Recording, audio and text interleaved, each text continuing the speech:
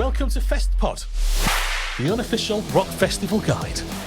I'm Neill Wilkinson, with the latest news about your favourite rock festivals, our music guide for the month, and some special things that we've found in Festpod Favourites.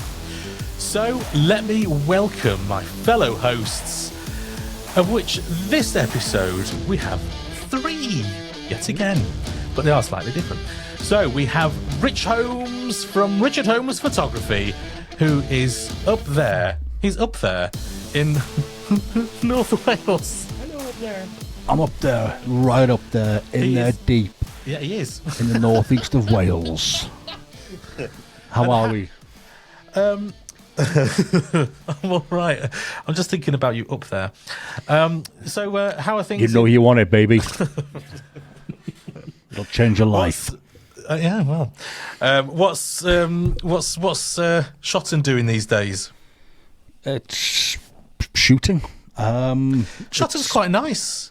Well, I when I drove through it to see you. See, that's because you were driving through it.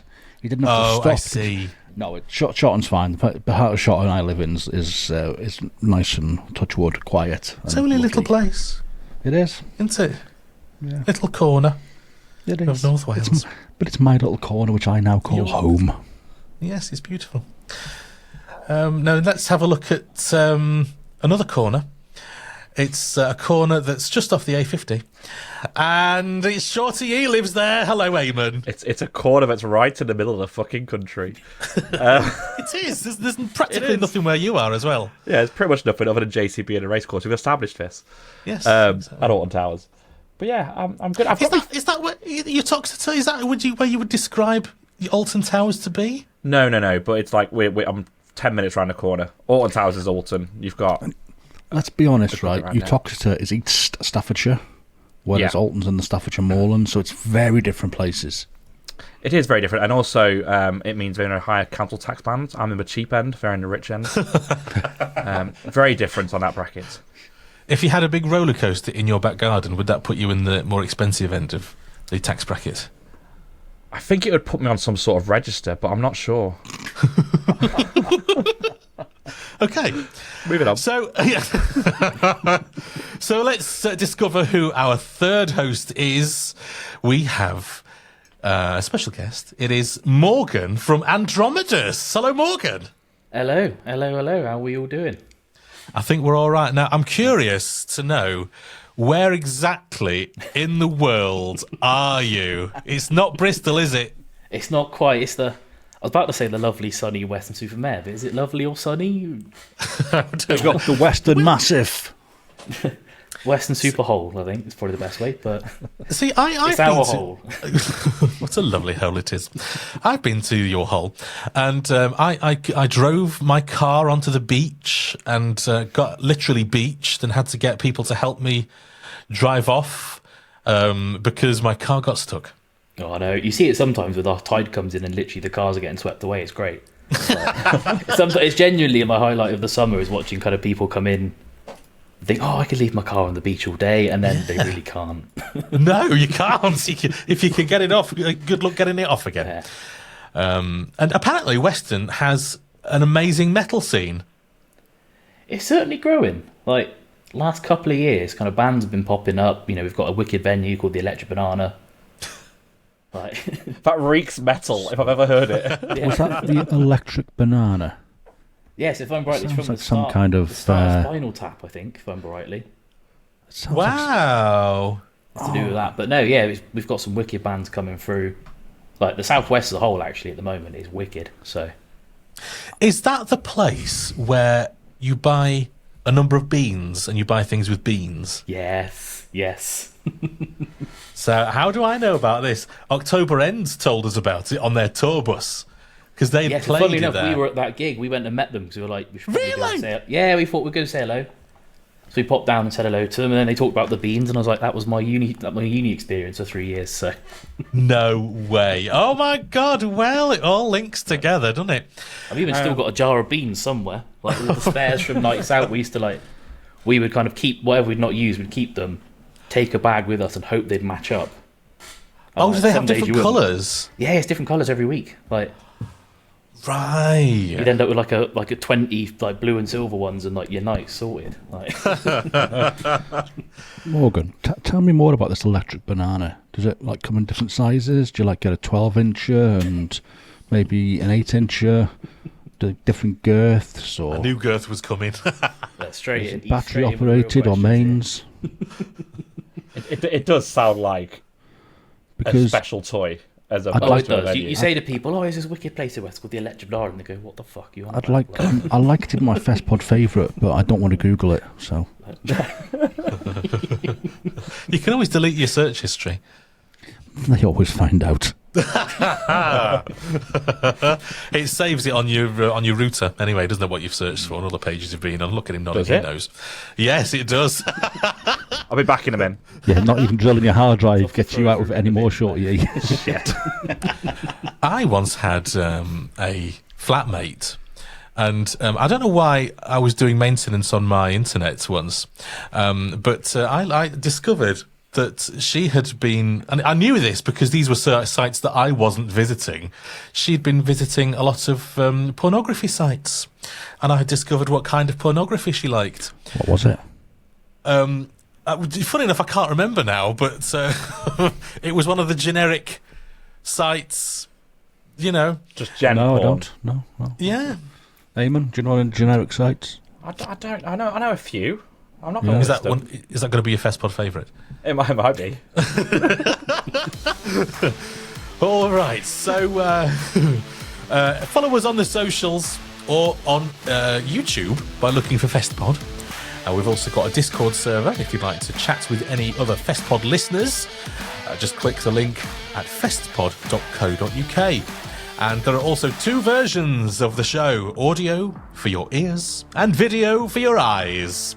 So the video is on YouTube and the audio is on your podcast app. Just search for Festpod to find it. We're also now on Patreon, so if you want to support the show with a very small contribution to get access to our VIP club with outtakes and supporter merch and all kinds of other stuff, just go to festpod.co.uk and click on the relevant link. We've also got some snazzy merch available. So that's all on Etsy. Just search for festpod.co.uk to find it.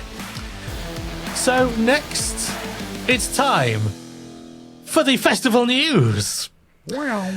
So let's have a look. Now, there is quite an important story here about Download Festival changing up the accessibility details. Now, I know a lot of people are rely on the accessibility to even have any sort of experience at Download. I know, Rich, you were one of the accessibility customers. Now, do you want to take us through the more interesting points of the changes here? Yeah, of course. I was really concerned when I first heard about these changes, even though last year was, for want of a better phrase, a shit show for accessibility customers. Yeah. However, Download have partnered up with Nimbus Disability and Access Card, which are a nationally recognised scheme, which it all links back into one central database. Access Card, you get a lot of cards you picture on, it gives you kind of the additional needs that you need printed on the card. It just means that now this company can share those details with other companies, and I've noticed more and more like arenas and stuff have been signing up to these over the past 6 to 8 months. So it's a sort of standardised scheme. So it's almost getting standardised now across the board, which is really, really good. So as I'm an Access Card holder, all I had to do was literally put my name, address, my membership number for Access Card scheme in, click submit. Obviously it says where you're camping and all that, and what other stuff you need, but there was no more kind of having to resupply details and confirmation of your eligibility for it, because it's all stored by Nimbus. And then it was literally 2 or 3 days later, I get an email back telling me that I've got everything I've asked for, no issues, happy days. And you think about the stress I had last year, running up to the festival, and it's just gone absolute full circle. It seems, on the face of it, that the actual processing of the eligibility and access data is now, as it's done centrally, it's going to be much, much smoother. Obviously, they've still got stuff to sort out on the ground, so to speak, but this is a really, really positive step forward, in my opinion, and I think it makes that whole getting that access which you need if you want, if you want to get to the festival and enjoy it as anybody else could who was fully able-bodied. Yeah. It's taken away that little bit of stress. This is great, and if everybody across the country signs up to this scheme, then life gets a lot easier. So aside from it just being easier to register, the fact that you're eligible to get the accessibility ticket, what does the scheme provide? So the access card costs, there's a small charge for a 3-year period. Or if you don't want a card, you can sign up via each venue's individual thing for the digital pass just for that particular venue or event, which is free. But what it does is it allows you to be able to, and it's wrong to say you have to prove this, but prove that you need to have an essential companion with you to carry out your day-to-day stuff, to prove that you can't stand or walk very far, to prove that you need accessible toilets, to prove that you need support with hearing if you've got hearing loss, or sight if you've got vision loss, and it's all there, and you don't have to explain it, because now you've got this product which takes away a lot of that confrontation and a lot of that issue. So straight away from my access levels, I'm not going to go into my personal situation too much, but straight away there was no kind of like, oh well, you're not having access platform, you're not having the raised platform.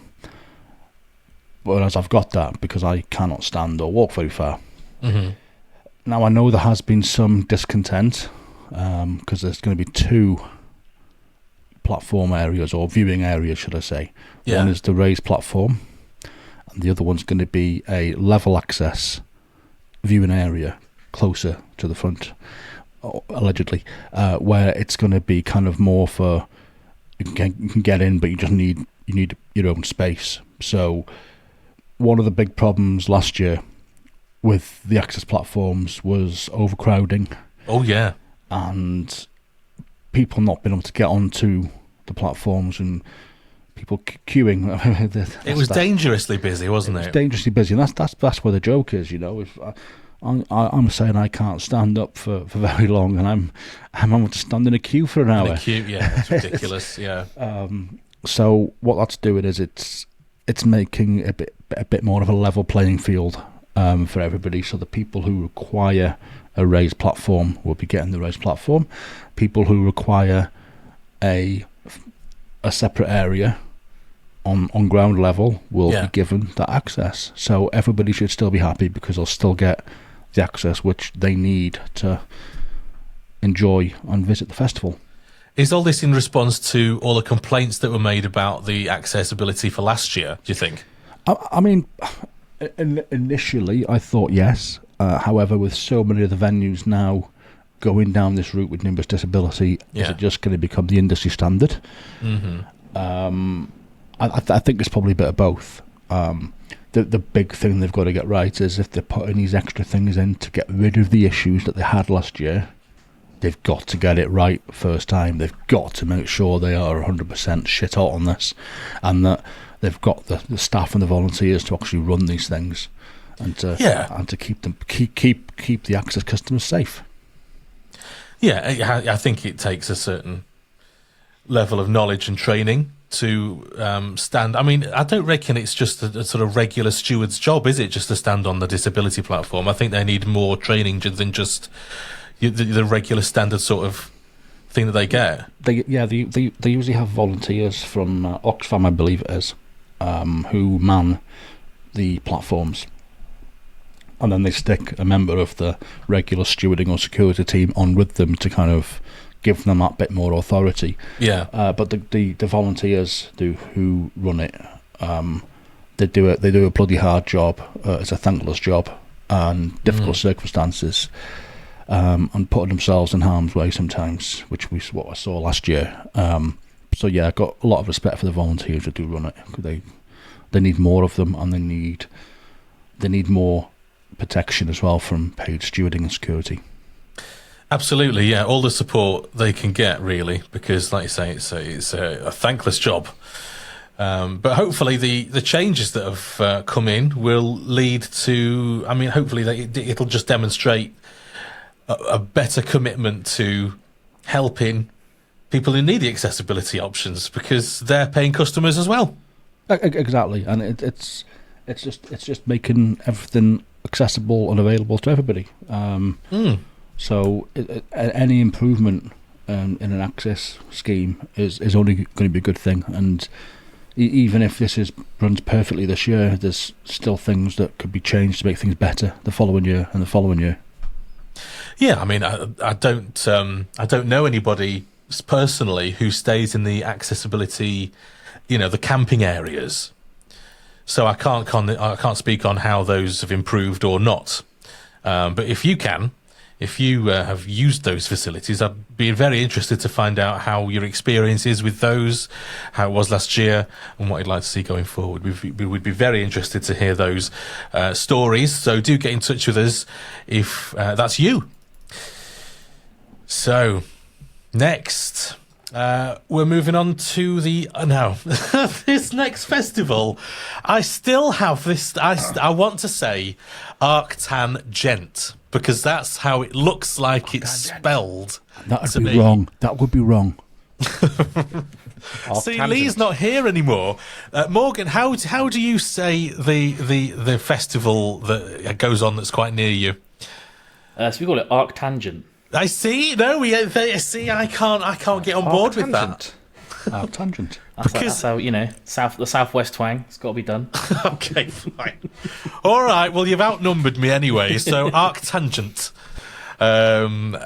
despite it being abbreviated to ATG, is looking for volunteers to work in August. Having just been having a conversation about volunteers, have you been to ArcTanGent, Morgan?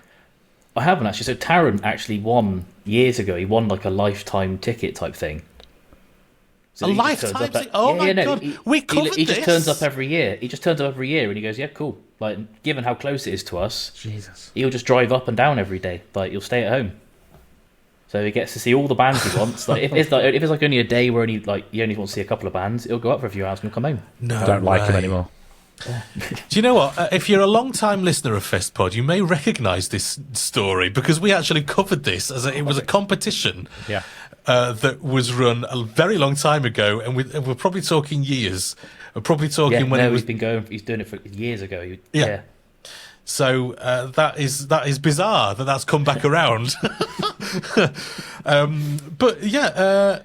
That's so. I mean, to volunteer at a smaller festival. Because Download obviously is a huge festival, and if you just wanted to dip your toe, perhaps into, because I've heard great things about ArcTanGent. Do you know what's great about this volunteering scheme as well? If you just scroll down to what you have to do is 1 8-hour shift. That's it. 1 8-hour shift across the weekend. That's all you have to do, and then you've got your ticket. There's a little bit of a deposit again, as always volunteering schemes, but it's 1 8-hour shift. That's nothing, is it? It's only 50 quid as well, the deposit for that tangent. Yeah, 50 quid. There we go. So I mean, it seems like because it's a smaller festival, there's more benefit to actually volunteering for it. So I mean, if you're even vaguely in the area, I know this one's too far away for you, Eamon. Yeah, but I want to do this, and I want to do 2,000 trees, and ArcTanGent has been probably on my list more than 2,000 trees, especially this year. I really like the lineup. I'd definitely be considering it because it's a cheap way to do it. Yeah, have they completed their lineup now? Have they? Pretty much, yeah. I don't think there's much left to come. Probably a few bits and pieces, but it's pretty much there. They do it nice and early, don't they? They do. Considering it's on middle of August. I mean, is that just after Bloodstock? Yeah, it's the weekend after. Wow. Okay. Yeah, and just out of curiosity, I'd like to go to ArcTanGent and see how the festival organisers pronounce it. ArcTanGent. I mean, I don't even know what it means. What does it mean? It means it's an arctangent, isn't it? Do you know what I mean? Yeah, it is. That's exactly what it is. It's probably some old Bristolian saying that's just been lost over time. Like, yeah, it could be, couldn't it? so, in the ArcTanGent over there, isn't it? See, there's an authentic Bristolian or Southwest. See, I never heard the accent. You see, you don't hear it on telly or anything. No, it gets a lot worse when I go to work because the office I work in is in Bristol. Is it? Well, I'll go to work and the proper Wurzel will come out. So. The proper Wurzel. Okay, now moving on to another festival which has actually fully sold out, Hellfest. Now it is. I mean, we've discussed the lineup a couple of episodes ago. It is one hell literally. Of a festival. I mean, the lineup is just incredible. Now it's obviously fully full and completed by now. If I just can't, I would love to go, but I just can't see how it's ever going to happen. Yeah, I'd like to get over there as well. It's just it sells out pretty much instantly, I think, doesn't it? Yeah, it just looks incredible. I mean, it looks like no festival I've ever seen. I mean, look at they're literally shooting flames into the sky. Now this is a festival I want to be at. I just find it mental how they've managed to get ridiculous lineups every year. Yeah, like every time I see a poster, I don't look at that and go, "Ooh, not really keen on that this year." Every year, mental. It's true, isn't it? Yeah, I mean, you don't look at it and think, "Oh, that's a shite lineup." It's true. I mean, yeah, you've got everything from Frank Carter to Megadeth to Kerry King's new solo project to Chelsea. Like, there's every kind of thing covered, other than maybe your busted contingent. But you've even got Simple Plan and Neck Deep on there. Like, you've got everything covered, all bases. Even Steel Panther for people that still like them for some reason. So you've got Busted going to Download. Maybe you've got the other lot coming to... Who do I mean when I say the other lot? The other band that they can get compared to? McFly? McFly, yes. Maybe, but McFly will be booked at one of the other... McFly at Hellfest. Yeah. Can you imagine? All the flames going off. Just 5 colours in her hair. Just playing just before Emperor take to the stage. Actually, I don't know. I can't see them fitting. I mean, who knows whether they would fit in? Do they fit in at Download? I don't know. I mean, I can't really... I'm still not convinced, to be really honest. Dougie's played Download before. Oh, really? A couple of times when he played bass for A. Wow. He's played Download before. Okay. I mean, I suppose I ought to try and be a little bit less judgmental when it comes to that sort of thing, because it's just a festival, and like we've said before, we'd love to see dance music at Download Festival. Well, I'd love to see it back. We've had Chaser Status, who this is very absolutely true. One of the reasons Machine Head, rumour has it, one of the reasons Machine Head's not come back to Download is Machine Head played just before Chaser Status, and Chaser Status absolutely fucking rinsed the floor with them. They had a bigger crowd, bigger pits, bigger everything. It was insane. Wow. And, yeah, it was a great time. Do you mean, I apologise for the cheesy link, but I mean, with Morgan in this episode, there's certainly some EDM going on with Andromedous, and they played Download last year, and I'd love to see them play again. I mean, we'd love to. We're trying to find out who to email. So Yeah, I mean, Just everyone. It's probably a good point Everyone, to talk to you about Andromedous. I mean, when we met you in June of last year, Jesus. which it sounds mad, that doesn't it? feels Now, like so long ago, doesn't it? and you'd just come off stage having been the first band to play at the 20th anniversary of Download Festival. The first band to play that weekend. I mean, you've come a long way since. What have you been up to? We haven't really stopped, to be honest with you. Yeah. I mean, obviously gained a vocalist. That was wicked move on our end. So Yeah, big Well, change. what prompted that? So we did obviously the EP that we released around the time of download. Was almost like a proof of concept. 'Cause for years, everyone was like, "You guys would be sick with a vocalist. You guys would be sick," and I was always dragging my heels, going, "No, we're an instrumental band. We should be proud to be instrumental. Yeah. You know, let's not bother. Let's just do what we want to do. Have fun."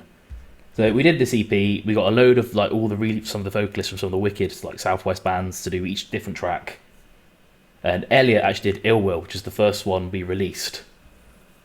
And we did those tracking sessions and kind of came off it thinking, if we'd have done him first, we'd have probably asked him to do all of them.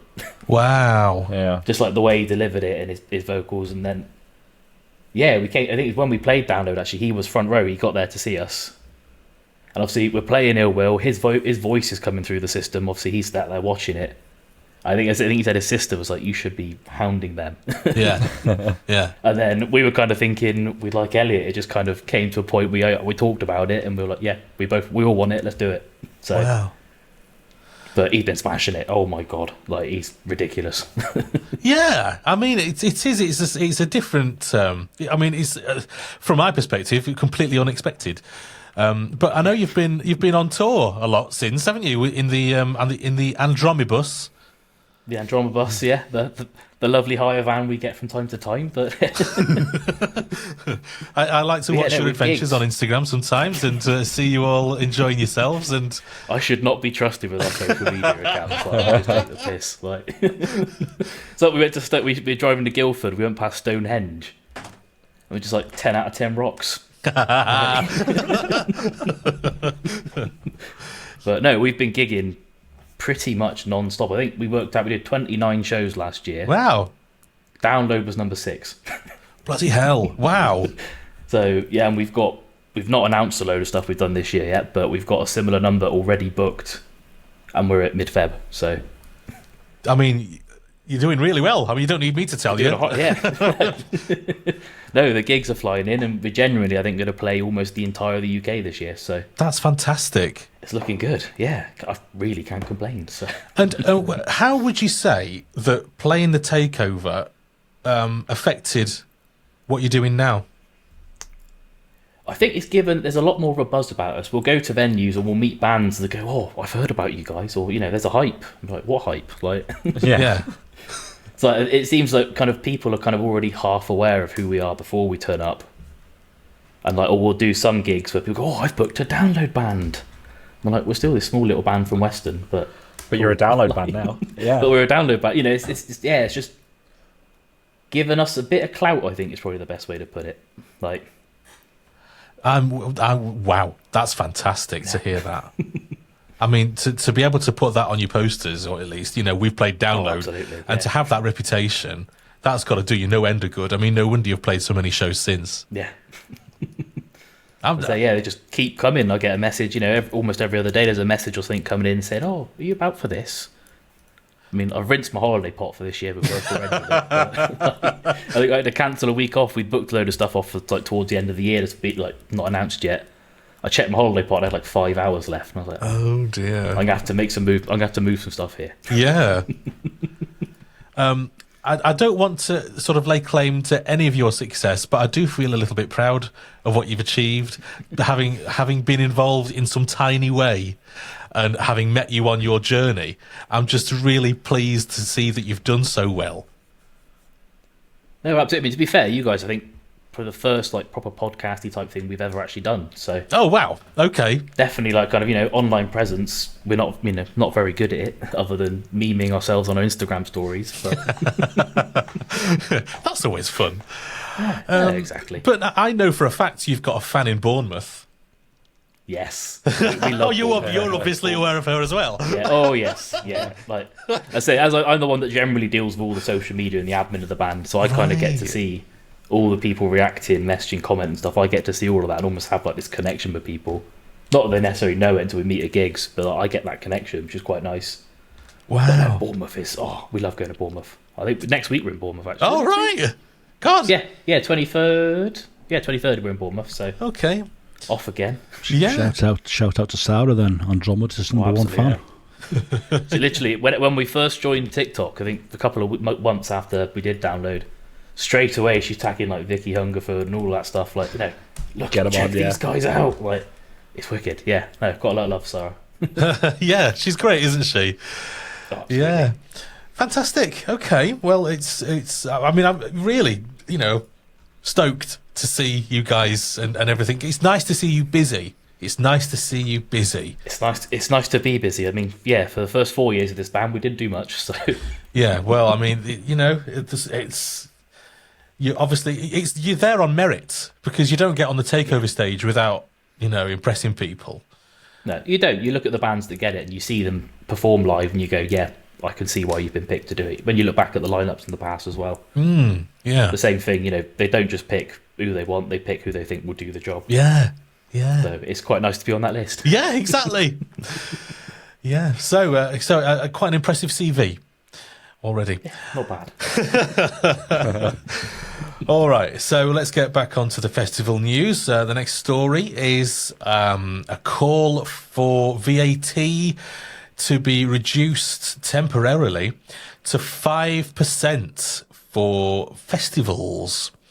Now, this is in particular. This is based on a Facebook post that I saw from Bloodstock. And they say, we want to make sure all festivals get to go ahead. We're losing festivals to increasing supply chain costs, Brexit, and an energy crisis. With Association of Independent Festivals, we're asking the UK government to lower VAT on music festivals from 20% to 5% for a temporary period of 3 years to help keep festivals going. And they've included a link there to what I would guess is a way of contacting your MP to lobby them for this. So what do you reckon? Do you reckon it would make a difference for 3 years? It's got it, right? It gives the festivals, they're still going to be recovering from the COVID times, let's be honest. Like, they're going to recover that lost income. It gets that money into the system so they can invest in the festivals, invest in their ticketing systems, invest in the bands, invest in the, everything they need to run a festival to just get themselves back on their feet. I think the whole industry shut down for a year, 2 years in most cases, and they still got to be reeling from it. There was all the management of the refunds, the cancellations. Bands probably had contracts they had to pay out for, and all sorts of stuff that places. We've seen a lot of festivals die, and only the ones that have the good financial backing have survived. And a lot of festivals, especially independent ones, don't make a lot of money each year. People think there's loads of money in it, but actually, even your downloads, yes, they make a bit of money. But when you think some of those bands that are headlining cost £1 million a night to book, let alone the infrastructure to put it up for a week, there's a lot of money in it. They've got to make it back somehow. This is it. I mean, it's easy to forget that, if, let's say, Download, they're looking after perhaps 120,000 people for a week. And that's not going to come cheap. You've got to pay for toilets, you've got to pay for water, you've got to pay for infrastructure, and lots of hidden costs that we don't know about. Never mind the entertainment. Yeah. It's the cost of running a small city. It is, yeah. It is literally, yeah. I mean, we joke, or perhaps half seriously sometimes, talk about putting on Festpod Fest, and I'm always mindful when we've talked in the news about festivals. There was one in the northeast which I forget the name of, and it was quite well booked, but they'd only managed to sell 5% of their tickets. Yeah, Dominion Fest, that was. Dominion, yes, you're right, yeah. Yeah. And it's so hard.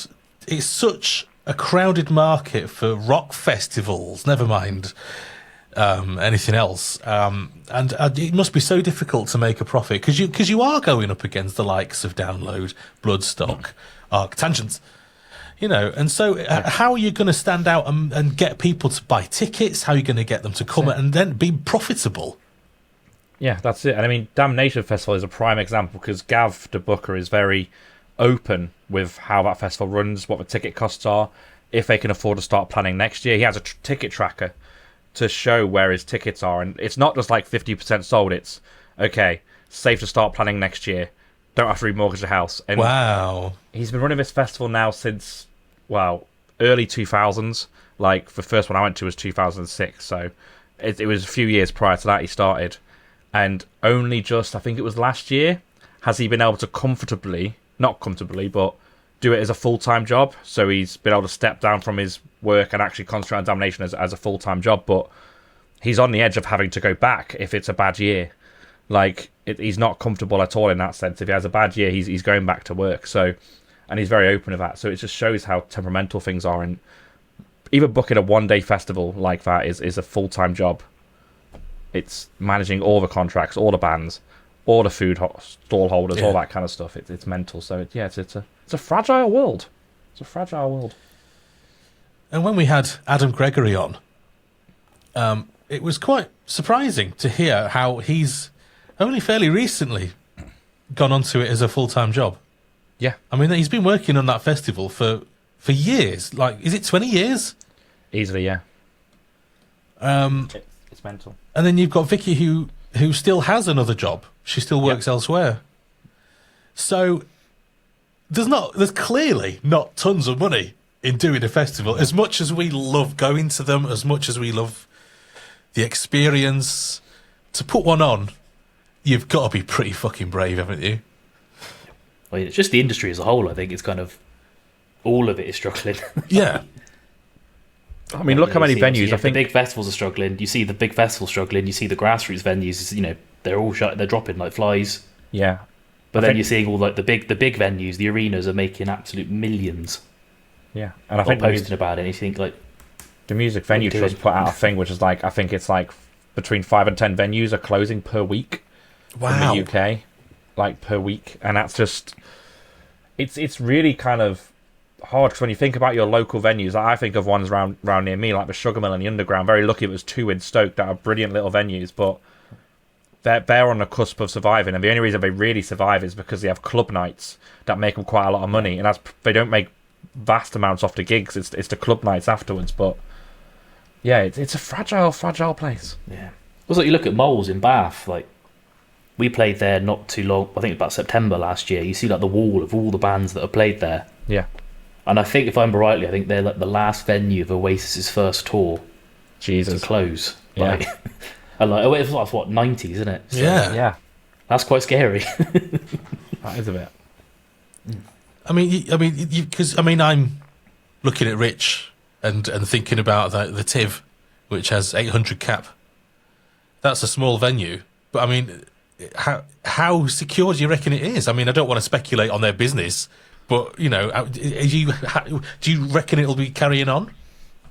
I mean, they did have some hard times a few years ago, but as I said in the last episode, you know, they've invested a lot now in a new front of house system.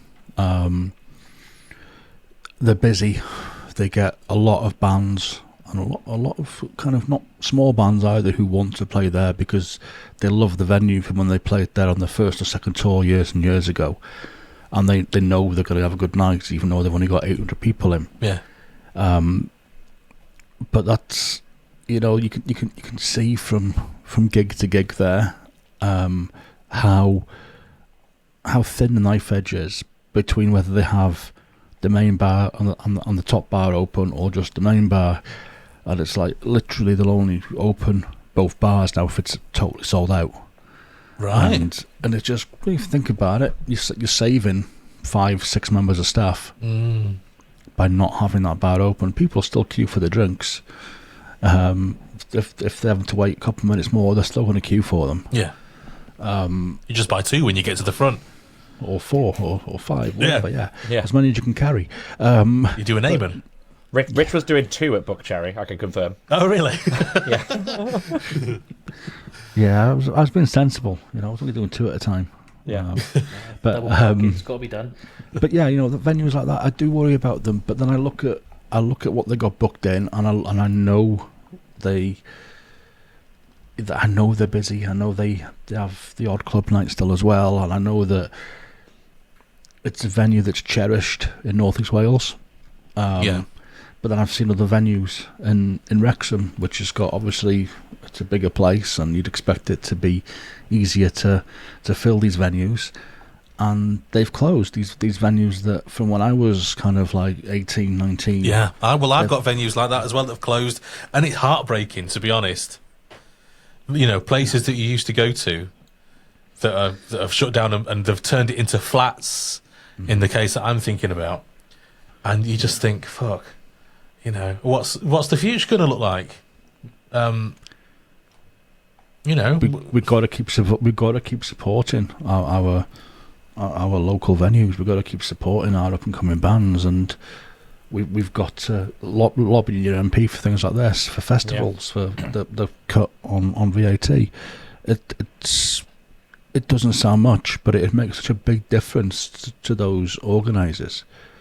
It'd give them that little bit of wiggle room, just that little bit easier to break even. I'm not even saying make money, to break even. Yeah. Just gives them that little bit of breathing space.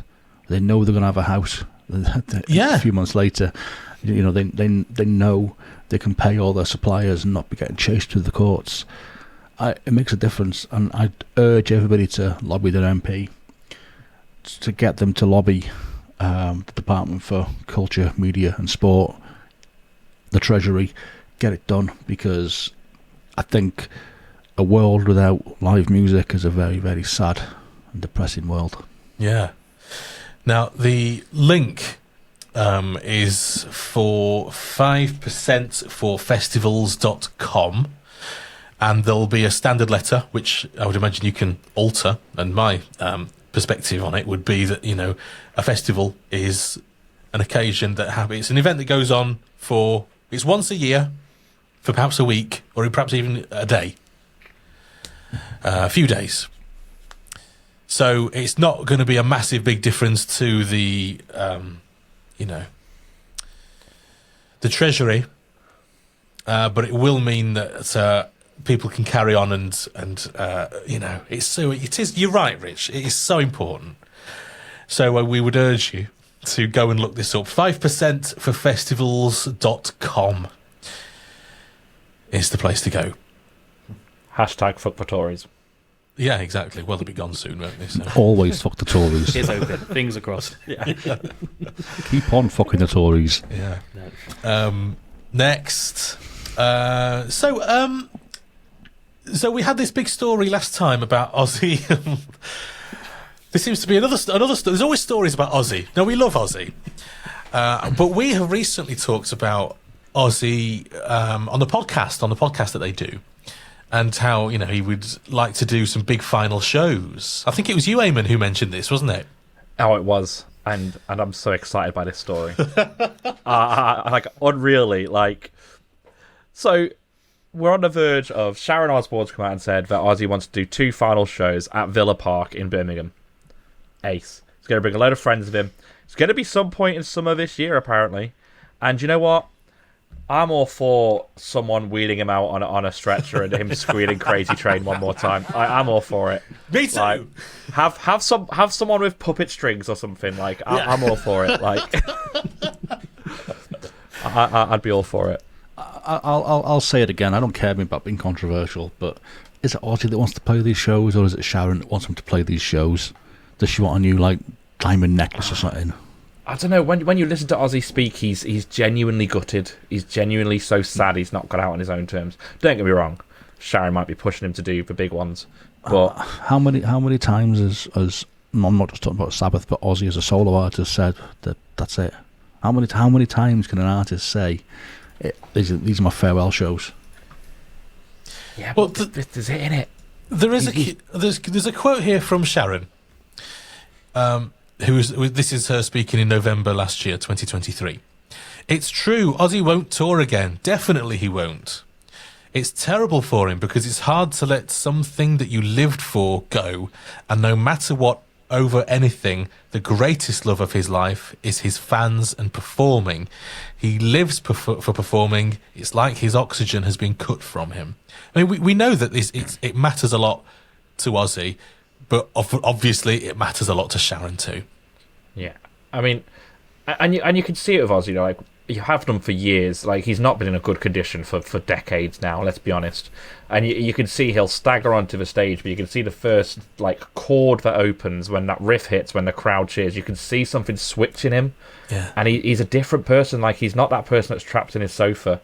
Like, he's different, and he just switches, and that rock star thing comes out, and it just takes away all his ailments, and he just somehow, even if he's holding himself up with a fucking mic stand, like, he just somehow does it. And I'll always be an Ozzy fan. Always. Can't help it. Can't help it. He's the OG, isn't he? He's, you know, it's I was about to say, he's literally the OG, yeah. He's a pro eye. Got to support him. Have you, Morgan? Have you seen Ozzy live, or have you ever seen Sabbath? So I was at the 2 downloads where it was Sabbath's final download, Really? and Ozzy's final download. way. So I kind I was of got there to see too. both finales, so to speak. Wow. Like, the oxygen tank break got a bit longer, but the second time round. Yeah. But you do kind of tolerate it, don't you? Because, you know, he's literally Prince Darkness, you know, one of the first metalheads ever. You kind of do tolerate it a little bit, don't you? So, Of course you do, because it's Ozzy Osbourne. I mean, how often do you get the chance to see him at Download? I mean, I don't know how many times he played Monsters of Rock, but it was probably a lot. In fact, a few. yeah, I was going to say, Eamon, you probably know, don't you? I don't know the exact number, but he played the first download, for instance. Well, it was Ozfest before download. Of course it was. Right, so Yeah, before Download, it was Ozfest. Yeah. So I forget things like that. But yeah. yeah, he's played a whole bunch, and he's had a couple of final download shows there. But, and I'll admit, I didn't watch the last Ozzy show, and I'm a bit gutted I didn't, because it was one of those moments. I've done it several times in my life where I'm like, oh, I'll just see him again. Like, I did it with Linkin Park, done it with Ozzy, and which is why I'm kind of like, I wanted to do one more, because then I can just sign off and say it's the final time. But also, he should probably just do what's good for his health, because he's not in a good way, is he? Like, in all seriousness, can he actually go? Because he did that thing, was it at the Olympics or wherever he did it? I can't remember what he performed at. it was in LA, wasn't it? Is it baseball? But yeah, it was something where he, like, Something like that, wasn't it? Yeah. or was it the Commonwealth Games where he got wheeled out? He's done a couple of things, and there was a lot of backing tracks and a lot of, like, meandering around, and it wasn't great. But, yeah, he's not the same as he was. I mean, you know, he's in advanced age. He's certainly a grandparent age. And if you were to imagine your own grandparents, if you're still lucky enough to have your grandparents, and you imagine them on a stage, it's not going to be the same as it was in their prime. no, there'd be a certain brown trail following them behind. I think you're right. You can't deny that. Yeah. So I think to expect anything from Ozzy is a bit much. And I know he wants to do it, but I wouldn't encourage it. Yeah, if he wants to and he can, I'm for it, but For me, it comes back to what I've said before: is he's paid his dues to the scene. Yeah. He is the godfather of heavy metal, or one of them at least. And you know, he deserves a break. He deserves to not be getting nagged by Sharon at home. He deserves to not be getting dragged across the world on a jet to come and play 2 shows at Villa Park. But you know, if he does, fair play to him, and I'm sure he will do his absolute all to put on the best show that he can possibly put on, and I wish him well. I won't be buying tickets to it. I too have seen Sabbath's final show and also Ozzy's final show, and I won't be seeing another one. Not for me. And as much as I love Ozzy, I have to say, they weren't great performances, those final shows. No. don't worry, I'll review it for us, guys. You're supposed to be behaving now, Shorty. Yeah. Yeah, I mean, because I just remember back in 2016 being on the top of that hill, with watching the reaction of people around me to Ozzy on stage, and it wasn't great. And I don't like saying bad things about him. I don't like saying he wasn't great, because you want to think of him being great, and because he was so great. But then you see him do a performance like that, and you just think, okay, let's finish it now. It ruins it for you, doesn't it? Yeah, it does. It ruins it for you. It was still better than Axl Rose. Now, there's a performance I didn't stick around for. I did not see him. No, I didn't stay that year. We didn't bother. No, I think, yeah. We went to neck deep in the tent and went, okay, that's done. Yeah. I think I caught Paradise City on the hill and went, okay, yeah, cool. I can tick it off my list. I've seen it. Exactly. Right, that'll do. Yeah. It warmed up 6 hours. Same as Sabbath, to be fair. It was one of those that, you know, yes, I've seen him at the end of his career, but I can say I've seen Sabbath. Same with Slayer as well. When they played, I didn't watch Tool because I wasn't that bothered. I went to go watch Slayer instead, just to kind of tick it off the list, really. Yeah. Like, you know, all these kind of iconic bands, they are getting to that point Yeah. where they can't, you know, you can't go on forever. That kind of stuff it takes a toll on your body. You know, you're traveling everywhere, especially in a band that size. You know, there does come a time where your body will go, no. Yeah. So it's kind of tick them off while you can, I think, really. So, Yeah, it's true. It's true. Now, so Andy Copping has been talking to the Rolling Stone about the future of Download. Having surpassed its early goal of hosting more editions of Download than there were Monsters of Rock, Copping sees no reason to not be thinking about the next 10 or 20 years. He's quoted as saying, "There's plenty of bands out there for us to continue the growth, and there's bands that haven't even formed yet, but in 10 years' time could be headliners." So names like Blink-182, Fall Out Boy, My Chemical Romance, each of which has 15 or 20 years under their belts, come up. And would Copping consider those heritage acts? On paper, yes, he says he would. But they still have a certain freshness about them. Would you class Limp Bizkit as a heritage act? I guess not really, in the way that you would say that about AC/DC. Fucking hell, they're two different categories, aren't they? But like, it's about 30 years between them, I isn't it? Not more. yeah, I mean, AC/DC is quite a push, but when you think about the bands that are taking those high slots, like they say they've got My Chem, Fall Out Boy, all that kind of stuff. They're 20-year-old bands, right? And when you get into that 20, 30, 40-year-old territory, by default, you're talking about your AC/DCs and stuff. But are we going to be watching Fred Durst doing it when he's 70? I don't know. Fucking hope so. I hope so. But at some point, AC/DC was that young, energetic, ridiculously high-powered rock band who you probably couldn't imagine doing it when they were 80. And here they are. And same with Metallica, same with Iron Maiden. You won't imagine seeing them for 40 years on the trot, but it's hard to... When you're in that zone of being us youngsters here, you know... and they're the bands we grew up with. They don't feel that old, but actually we've grown up as they've grown up. Yeah. I So they suppose still that's feel true. young to us, but to someone that's in high school, Limp Bizkit are a proper old band now. Like, So I saw Blink-182 on a dad's CD not too long ago. I was like, Oh, bloody God. hell, like, I'm not even that old. At 28, I'm not even that old. But No, I know. I felt about 20 years older, thinking like, bloody hell. this is it. Someone listen to Rolling when they're 13 years old now. Yeah. Like, that's how old now? 15, 20 years old nearly? It's an old Something track like now, that, yeah. that. Like, but it still sounds fresh to our ears because we listened to that when we were kids. And It was your formative years of getting into music, wasn't it? It was forming your taste. Yeah. He also throws the likes of Paramore into the mix, as well as heavy metal heroes Iron Maiden and punk mainstays Green Day. But what feels more exciting about Download's future is how palpable Copping's passion is for nurturing talent, which, Rich, I guess you would have some complaints about, because we don't really see that this year. Yeah, but we've gone round with this discussion, though, haven't we, several times over several episodes about how do you book the festival in the future. But to me, I'm fully in agreement with Eamon. It's like these things are, these bands who are 20, 25, 30 years old now are old bands, and it just hit me then. I got quite distracted when he said it, because that makes us fucking old. And I was talking to Steph the other day, kind of having a bit of an existential crisis of like, I don't feel like I'm 40 next year, right? And I don't feel like I'm 40 next year. okay, my body doesn't work very well, but mentally I feel like I'm still like 16, 18, something like that. Yeah, Rich, can I just guess that's say... quite a normal thing for everybody to feel, right? I think it's a millennial thing.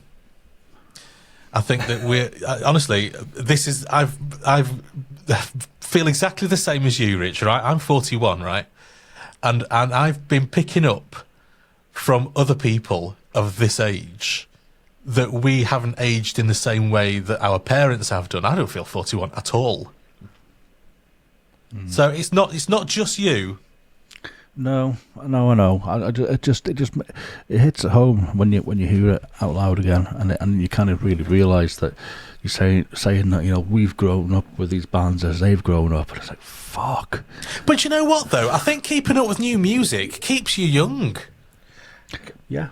But can I? I know this isn't going to help the conversation, but no, sure. Google's a friend.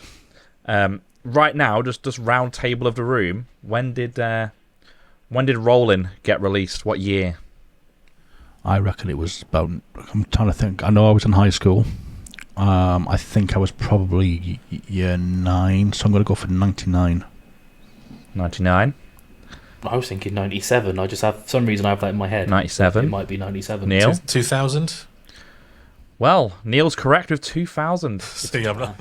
It's 24 years old, that song. Wow. But, like, when you hear that live, how fresh does that feel? Yeah. Like, when they strum that out in fucking a few months' time at Download Festival, everyone's going to be going nuts. It's going to feel like they're this energetic band. Yeah, and it is. But what they're a outfit are we legacy going to get act. Fred Durst in? That's the real question. Are we getting Cowboy Fred Durst, or... I hope so. Like... like, I love the energy of that. Yeah. It's mental when you think about it. But yeah, they're legacy acts now. This is the whole thing. Like, Limp Bizkit, well, maybe not legacy, but like 10 years' time, if they're still doing it, that's the same age as, I don't know, I'm going to pluck things out of hair, but AC/DC was probably headlining earlier into their career. They were headlining Monsters of Rock. You know, but when you throw in Sleep Token to the mix, they could headline Download next year and they'll be less into their career. So there's a whole different kind of reach there, isn't there? So it's...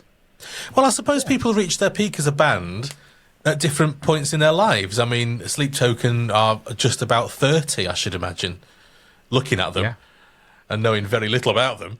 You've got those birth certificates, haven't you, Neil? That was you. But then you've got other bands who reach their peak when they're 20. Or, you know, it's all very different for every band. So they are going to be different ages. That, you know, and then you look at bands who were massive when we were early teens, and some have carried on, some haven't carried on, some were different ages, some were older, younger. It's all a bit of a mixture. So and how many bands were tipped to make it? You know, your Triviums were tipped to be headlining festivals now. Bullet for My Valentine back in the day were told they were going to headline in festivals now. Like, but they haven't. It's been. I remember different. seeing a photo of Bullet. They did that arena, didn't they? I think it was Nottingham. Yeah. Where like it was half curtained. Yeah, they did. Yeah. A band of Bullet that were like about to tip to be doing massive things and they couldn't fill an arena. That's mental. But like, here you are. You've got Sleep Token coming out of nowhere, and headlining fucking ridiculous arena tours. You've got bands that you wouldn't have expected to appear, and like Coppin says, bands that haven't even formed yet will be headlining the festival in 10 years' time. Like, if you'd have told me Bring Me the Horizon would have been headlining Download or anything ever, when I saw them like decades ago opening, and they were this fucking trashy death metal band who were fucking sick. If you'd have told me they would be what they are now, I'd have probably slapped you and been like, "Go away, you're not cult enough." Like, and then here I am, like dancing around to Teardrops at Download last year. That's mad, isn't it? I mean, the turnaround. I mean, they weren't even welcome at Download for a long time. Yeah, they weren't. And then they headline it, and then people are absolutely loving them. So, I mean, you just can't predict it, can you? No. No, you can't at all. You don't know what people are going to do. So, I mean, planning for the next, 10, 20 years of Download, it's just, you've got to do it on a year-by-year basis, really, haven't you? Because you don't know who's coming up. Yeah. Now, this is always a popular subject with us. The the Bloodstock food vendors list has been released. Let's go. Let's go. Let's see. Who's headlining this year, Neil? Let's go. Come on. Get that line up. Okay, so let's let's have a look at what we want. What do you want for dinner, guys? You've got Ranv's Rasoi Indian or something. I hope I've said that right. I hope so too. You've been to India fairly recently, haven't you? Fairly recently. If July last year is fairly recent, then then yeah, it's basically yesterday. Yes, Neil, you have. So I've been to Bloodstock since I've been to India. Anyway, duck wraps, the roaming rotisserie, Yorkshire puds, Get in. big mouth gyoza Japanese. That is a banging stall. I want to Can try I just that. add? Really good. One of the best. You get like 4 beefy gyozas. They do like the Japanese version of salt and chili chips. It's fucking banging. Ooh, oh, I would have that. Banging. I would have that. Greek, which is just Gen Greek. yeah, Just feta cheese. yeah. Why not? Fresh wraps, Spudman Spuds. This is the big news, Neil. This is the big one. This is your headliner. Spudman is fucking at Bloodstock. Like, this is big Is that news. the headliner? Is it? Yeah. This guy will have Get him on the fucking... main stage. Yeah. No, fuck having him in the catering. Let's have him on the main stage. He will have fucking queues all Lobbing weekend. spuds. Yeah. Cheese and beans, yeah. Fucking have it. But why is it so popular? Are you not of a TikTok generation, Neil, like I'm me, on the TikTok. youngster? I'm on TikTok every day. I should have you. And you've not witnessed Spudman yet. No, he's not appeared for me. He's the Binley Mecca Chippy of baked potatoes. He's this bloke in Tamworth with a mohawk. He's had this spud stall, this baked potato stall, for fucking 20 years. He's recorded videos for like the last bunch of years and put them out of just him making potatoes and serving people. And all of a sudden he's gone viral. And it's the best fucking thing in the world. People like what they like, I suppose. And it's very exciting. He's like a celebrity now. Like, it's great. Oh, okay. Have Great. you tasted his spuds? Do you know what? I haven't, but I've got a week off coming up, and Tamworth's like round the corner, so I'm probably going to pop over. It's in Bring me one, Staffordshire. pal. I might have to. Bring me one. Might have to. Try for me one Bit over. of his homemade chili. Right, listen, Crispy like, onions on top. they took some down for Scott Mills, didn't they? They did, yeah. So you can bring me one. I could bring one up. Yeah, lad, do it. Oh, okay. Well, if Scott Mills is, if it's good enough for him, Yeah. I think we can pop over, can't we? Perfect pizza. It's good, that. It's good pizza. Is Perfect, it, in fact. Perfect. Yeah. See, I come back to this. I'm sceptical about that. I'm yet to be convinced about pizza at a festival. So if it's as perfect as you say, There's one at Bloodstock every year, which is always fucking on fire. It's brilliant. Absolutely banging. The cheesy garlic bread's to die for. ooh, I shall try your cheesy garlic bread. We shall do. Mexican. That's my wheelhouse. That I love a bit of Mexican. Just generic Mexican. Like, it's one of my favourite things when I go to download is first night burrito. Cheeky burrito. Happy. What Cheeky am I burrito. thinking of? Bunny chow. Bunny chow. Is Yeah, that bunny Mex- chow's on there. Yeah. Do you like a bunny chow, Morgan? Can't say I've ever had it, to be fair. What's the reaction now?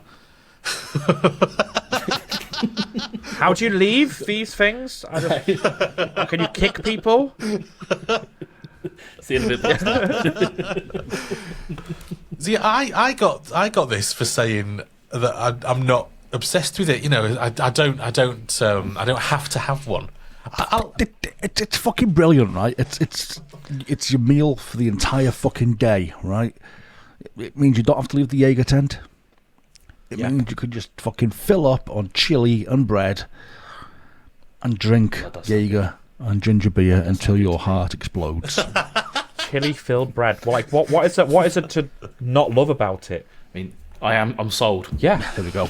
Without even tasting it, he's sold. Without even telling you, I love chili. I love bread. The two together. Yeah. They do vegan ones as well. They do vegan chili. Oh yes, But they also do a totally heatless one with no spice in it, and then they do one which supposedly blows your ass off, but it didn't blow my ass You're a off. bit brave to do that at a festival, aren't you? Well, Rich has It's brave or sensible because you'll spend less time in a portaloos. Do you know what I mean? True. Pretty quickly, not quick and done. They've got donuts. They've got fish and chips. Easy Wok Chinese, which I shall probably visit. I prefer the hard wok. Mac cheese. Noodles. Footlong hot dogs. Way. Vegan chick. Is that An just who's oxymoron, isn't serving it? Is it just a girl? Is at the festival? I'd say it sounds like something you'd expect a Glastonbury. Yeah, I know. Vegan chick. Dirty fries or loaded. To be specific, it's dirty fries slash loaded fries. What's the difference? About to say it's the same thing, isn't it? Yeah. Don't know. Handmade burgers. I prefer mine to be factory processed, Yes. safer, but you know, Safer, yeah. Salt and chili chicken. it's a good store that as well. Actually, I like that. Texas smoker. Now, I need to try this. Right, every year I say I'm going to try the Texas Smoker, and I never fucking do, and I regret it, because it always smells amazing. It's always got a massive fucking queue, though, and I can't be asked queuing for my food. Is it Problem burgers? is, I think it's a bit of everything, like it's brisket, all that kind of stuff, but I think you have to time it when it's got a queue. Because I've had it when it's not got a queue, and it was a bit crap and a bit cold. I've had it when there has been a queue, and I've been pumping stuff out fresher, and it was really fucking good. So yeah, it's one of them. That's a top Festpod tip, listeners. Is that the one that had like a rotisserie? It's got the big fucking smoker attached to it as soon as you go in through the main arena entrance. Yeah, on your left-hand on the side. left. The one of the rotisserie will probably be the rotisserie chicken. Yeah, probably actually. Yeah. Well, do you know? I thought it was a pig, to be honest, but I don't fucking know. It might be hog roast as well, to be fair. And the last one is toasties and breakfast wraps. Now, I'm not seeing the pie place that we went Where's to. No. Barnaby Sykes? Yeah. This isn't the final list, obviously. There's more to come. But Barnaby Sykes is a noticeable absentee. What I will say is because when I searched for this picture, it came up like all the previous years. When they've posted this at a similar time, the word pies does appear on the list. No. So I'm a little bit concerned. So does the words Belgian waffles, and that's not on this list. Fuming. Adam Gregory, I know you're a big fan and friend of the show. You've got to get Barnaby Sykes in there. I don't care. You've got no space. Maybe Spudman's taken Barnaby's place. No. Oh, Controversial. yeah. Okay, well, I mean, somebody's got to move, haven't they? Okay. Controversial. I mean, hopefully it's not the Generation finished list. strikes again. God damn it! Yeah, it's not the finished list, and Barnaby Sykes has been a staple for decades. So hopefully, Always busy, always does well. yeah, always clogs me up for the weekend. It's a good plan. Okay. Now we can stop slobbering like Homer Simpson over the list of potential food that we're going to eat at Bloodstock in August, and move on to our next story, which is Ghost release new intimate merchandise. Now, when you think of Ghost, do you think about intimate merchandise? I know I do. Yes. I look at Ghost and I think, oh, I would love some sort of dildo to go up the front. So hang on a second. Let me just try and Try and get it up for us. let me Yeah. get it up for you. There we If you are. just flash it up, it'd be great. So $225. Bargain. Bloody hell. You do get a butt plug. Yeah. Bonus butt plug. Like, what more do you want? Every could have bonus butt plug. Little cheeky butt plug. I'm just alright. I'm not experienced in this area. Others might be.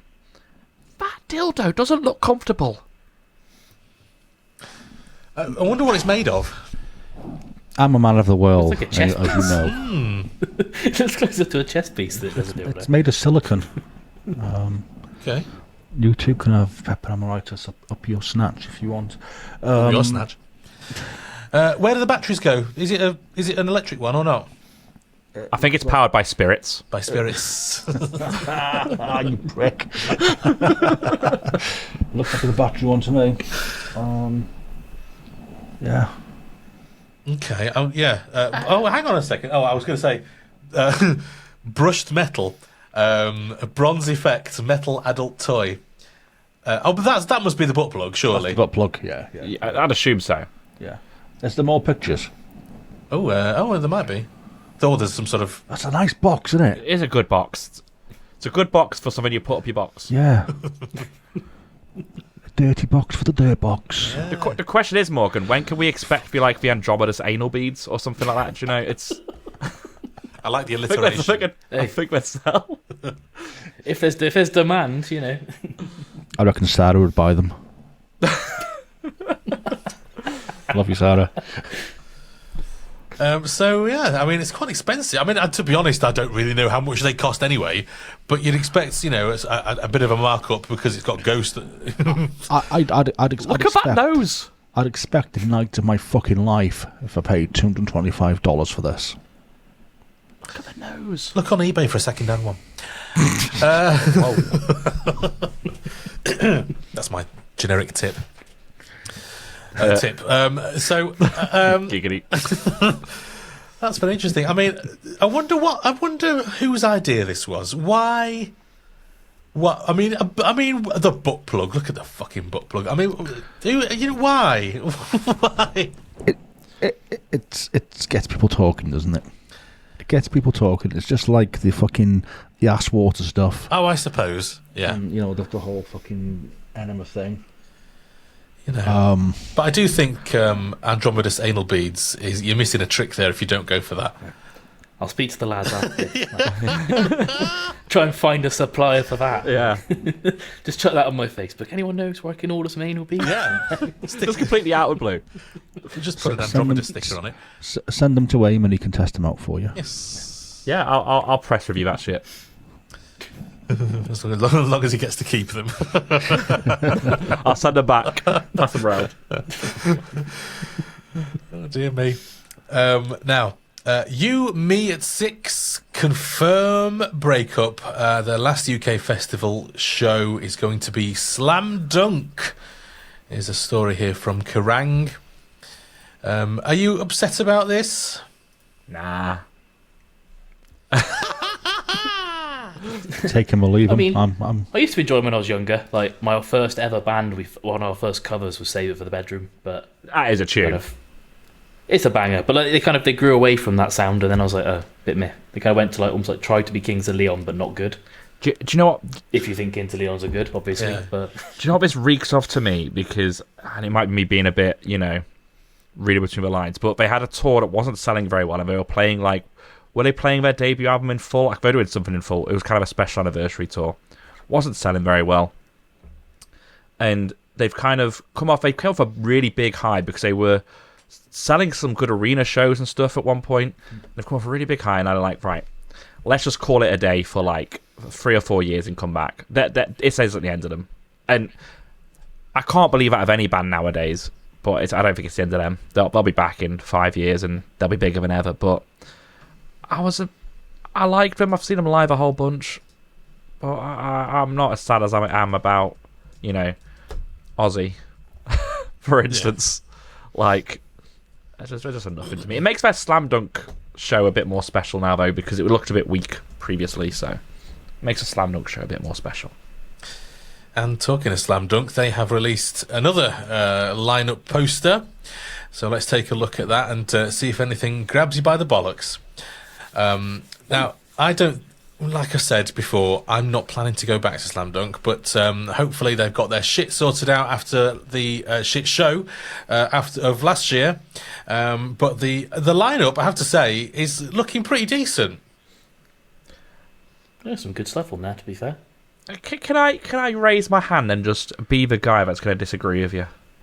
Because I don't think it is looking that good. I think there's some good bands on it, and prior to You, Me at 6 being their final UK festival, I don't think it was all that strong. And you know what it reeks to me? It reeks to me that they didn't want to sell out. They didn't want to book a strong lineup because of last year's issues. They wanted to sell enough to be able to do it, and Slam Dunk have always seemed to be a festival that's got somewhere some good financial backing because they've always been able to book these stupid venues and do stupid things. So I feel like they're just trying to win people back so everyone that goes there has a great time. I mean, it might sell out, but I don't think it will. Even if You, Me at 6's final UK festival, I think it looks good. Judging by their tour, I don't think that'd be enough to sell it. Yeah. So. I mean, don't get me wrong, if I went there, I'd have a good day, but I'd be stuck on that second stage if I Prevail, Funeral for a Friend, Blackout. That's what I was looking at. Yeah, Ghost Inside. That whole box there, I'm like, yeah, I can fuck with that. The rest of it, I'm like, Yeah. But like, other than the Wonder Years, but yeah. Yeah, main stage isn't great, but other than As December Falls and All American Rejects, probably. To me, I think All American Rejects should have been headlining. They've not been here for years. And now it's the final UK festival, so it makes sense UB6 are. But yeah, I don't know for me. The Blackout doing the best in town is the best thing on that bill. Yeah, I mean, I wouldn't, I'm not, if I was going, I wouldn't be struggling about what to go and, there's no clashes particularly, I don't think, for me. Yeah. We've got one less stage as well, I don't know if you noticed this year. Oh, I hadn't noticed that, actually. Yeah, there's one less stage as well. Okay. And do you know what, I can't help it, I'm stuck with the experience that I had last year. Because it was the one time I went, and it was the only experience I've had of it, and it was bloody awful. And I don't want to run it down, because I want them to get better, I want them to recover from this. But in my head, I can't really get past what happened. And so I wish them all the best, and I hope it goes well this year. You sound like Peter Jones off Dragon's Den. But I'm out. Yeah. And I'm out now. It's true, not for me this year, but I'm sure everyone will have a lovely time. Yeah, if you go into this, do tell us how it goes. Because I won't be going. Maybe take the train. Yeah, take the train 3 days before. Yeah, exactly. Yeah. Did you go to any of the Morgan of the Slam Dunks last year? No. So my only festival last year was Download. The one day of Download that we did. So, which I did kind of find funny when obviously everyone saw the horror show of Slam Dunk. I went, let's hope Download's going to be fine. And it wasn't. And it wasn't. I mean, we left normally on a normal day, like Weston to Donington is about 2.5 hours. Obviously, from previous years of going to Download, I was like, we're not doing that. We're going to leave stupid early. So I think we left at 6 a.m, and the traffic was that bad that it did genuinely take us 6 hours. Fucking hell. Christ. Like, and to the point where some of our friends that were, a lot of the people that we're friends with that were going, we're going to get in and see you. We drove past half of them on the way out. Whoa. So we left after the 900s. That's what, 8-9 o'clock I think it was, and we drove past some friends that had left at 8 o'clock, and they were barely off like the A Road junction. Wow. Yeah, it was. Like, I don't think they got into sight till like 2 a.m. I was like, bloody hell. Like, see, isn't it funny? I slag off Slam Dunk for having pretty much the same problems that Download did. Yeah, I'm going back to Download. Yeah, but you're in your ivory tower I think now. with Download it was a bit different, wasn't it? Where you had like 4 days of, normally you've got 2 days to kind of get there, really, haven't you? Obviously, then that's true. Having 4 days of music, everyone's travelling on that one day, and they didn't really do the car parking right, did they? It just kind of absolutely binned it. So next, Kerrang TV and KISS music channels are going to shut down as part of Channel 4 Cunts. Sorry, it says cuts. Sorry. It does say cuts. I mean, do you watch these channels? No. Neither do I. That's the problem. Used to. Not since I was like That's 16. it. That's the story, isn't it? Well, Yeah, that's literally it, isn't it? Yeah, used to. Like, And do you know what? I think I would watch the channels, but the whole scene's changed. And whenever I did switch on Kerrang TV sporadically because I was bored, do you know what I'd see? I'd see System of a Down Chop Suey. I'd see Tenacious D Tribute. I'd see Etta Saba by Metallica. And I'm like, where's the fresh... They've not evolved. No. And it's a shame because I love music videos as well. But music videos aren't a thing now. And, most bands nowadays do really good, well-shot music videos with where they're just, I don't know, in a warehouse with cool lights, and they look sick as fuck. And that's kind of what all you need nowadays. A lot of bands don't do like the storytelling videos, all that kind of stuff that you used to have because the money. Because what's the point? Unless you're going to get your YouTube advertising, that's all you've got. You're not going to see the money if you splash out the money for a very glossy, posh-looking video. You'll not Yeah. see that money back. No, No. you're right at all. And there's no need. We don't even spend money on PR, let alone a bloody music video. No, exactly. Exactly. What's the point? What's the point? Yeah, no one's going to see it. So It's TikTok nowadays. That's how you discover bands. That's why Sleep Token are fucking huge. Yep. It's just the changing face of media, really. People aren't watching telly as much. It's all on demand, which linear TV channels are not. And even if you were to have these channels on in the background, there's better radio stations. There's better fucking, your Spotify's better. Your Spotify knows you, and it knows what you like. So it's the same with radio. All these traditional places, they're having to make changes. This is just a part of it. So Yeah. Whilst it might be disappointing and sad for some people who like the old ways, the world changes. So it's just one of them things. Yeah. You've got to change with it, or look at podcasts, for God's sake. We'd never got on telly with this show. Not just because we say cunt quite a bit, but because That's the only reason, isn't it? Well, surely. it doesn't fit a TV format. So it's just one of them things. Next, all right, 2000 Trees has announced more bands, even more bands. Have you been to 2000 Trees, Morgan? No? I haven't. It's another one that Tarrant does a lot. Oh, I see, really? Yeah, well, I suppose obviously it's another localish one to us as well, isn't it? So Yeah. You don't fancy it, or? just never have the time or the money, to be brutally honest. Like festivals, Yeah. they're not cheap No, these fair days, are enough. they? No, that's it, innit? Yeah, and let's have a look who they've got. I think this would be a belting one for Andromedous to play, though. I This is do. one you We want to be do on, I want think. to. Literally, all I'm doing at the moment is trying to find emails, trying to get those contacts. We're just gigging as much as we can to kind of get ourselves in front of the eyes of as many people as possible, in the hope that someone goes, "Oh, I booked for Trees. I've seen you. Let's have you." Yeah, Like, that's it. Like, a couple of friends bands we've had have been there. Like Raptors were there last year. We know those guys quite well. I think Kite Thief did it last year as well. I think we're gigging with them next week. So much just kind of slip the fiver and go, "Oi, Let us know. who's your contact?" Yeah, exactly. That's what you got to do. Cassiette's on there, who we love. We love Cassiette. Any other names that you like the look of? Yeah, Dream I've got State in there Dream again. State, Last December Falls, State, Static yeah. Dress, Nova Twins. I Nova quite like Twins. Nova Twins, to be fair. Creeper. It's a good little I'm lineup forgetting again. Kids in Glass Houses are still going, to be honest with you. Yeah, They're another one of those like You Me at Six style bands, but they just kind of... Well, I feel like they disappeared and came back. they did. didn't Yeah, they reunited last year. they? So I think, yeah. I'm not really familiar with the headliners there. See, Gaslight Anthem. I'd quite like What? to see them. I've never seen them. Yeah, a Saver band has avoided me as well, and not many have.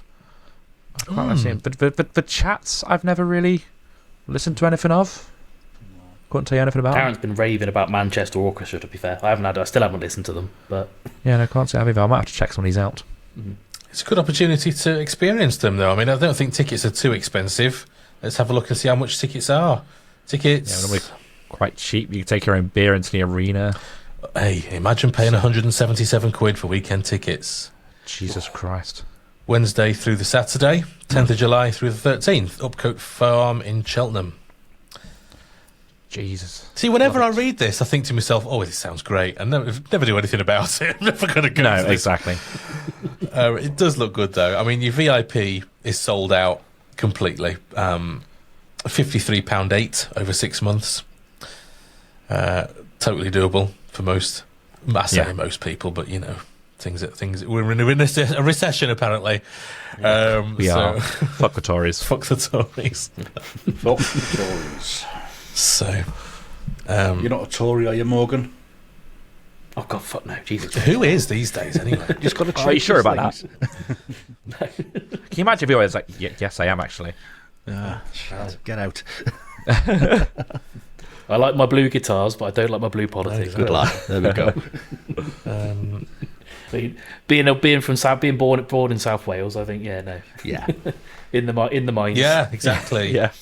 Fuck that. So next, AC/DC have announced UK and Ireland stadium shows, and do you want to take the lead on this, Shorty? Absolutely, I do. Obviously, I'm very excited. AC/DC are my all-time favourite band, but they're hitting the road again this year.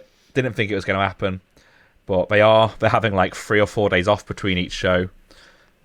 We've got 2 gigs at Wembley so far. I think there's a gig in Dublin.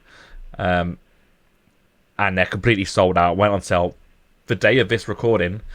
I've got myself 2 tickets in the front standing for the Wednesday. But yeah, it's good. We've got Angus and Brian of the original lineup.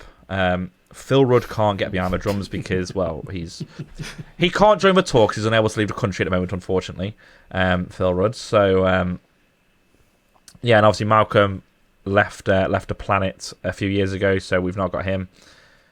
And Cliff Williams has gone back to being retired, so we've got a different bass player. So it's kind of Angus and friends, but basically, is it AC or DC? That's the question. That's basically what we've got now. That's it, yeah. it's Angus and friends. But I'm very excited. I think it's not advertised as the last time round the block, but in reality, Brian Johnson can't hear.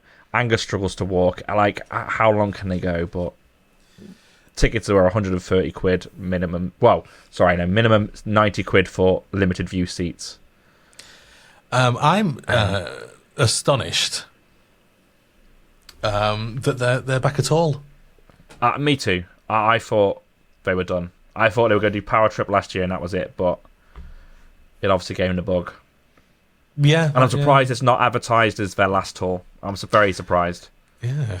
It's purely advertised as the Power Up tour, which was the album they released a couple of years back. So it's just an album tour. Maybe they've got one more round after. But you think this round is going to last probably this year for Europe, next year for America. I mean, realistically, the next touring cycle will be 3-4 years at the earliest. And they're not going to be able to do it, I don't think. So I think this is it. But yeah, I get to see him once more. Yeah, I get to see him once more, so I'm very excited. Oh, have you? How many times have you seen them? I've seen him a few times. I've not seen him for about 10 years. I think last time I saw him was Download 2010. But I've seen him prior at Wembley Stadium, Birmingham Arena. I followed him around a little bit on one of the tours. It was great. But I love doing that. Yeah, I love doing it.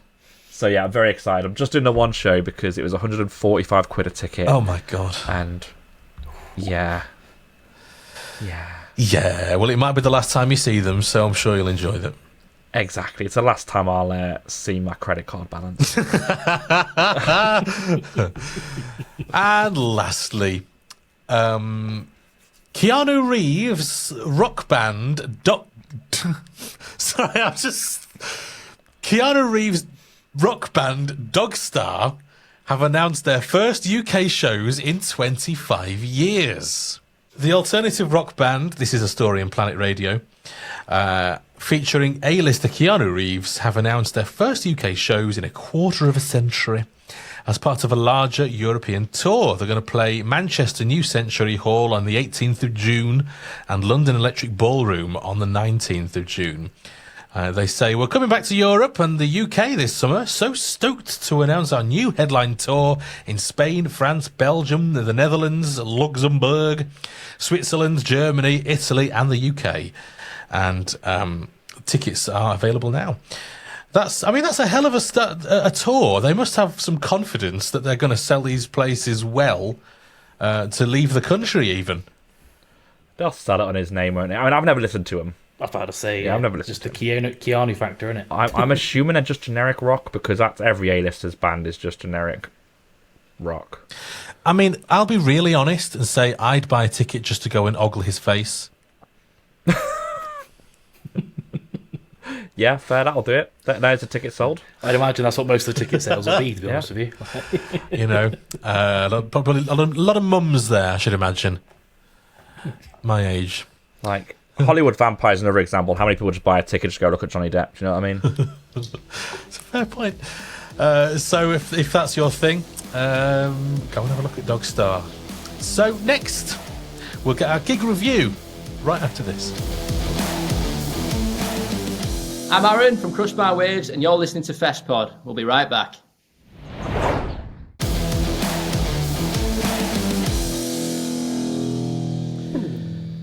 Welcome back to Festpod.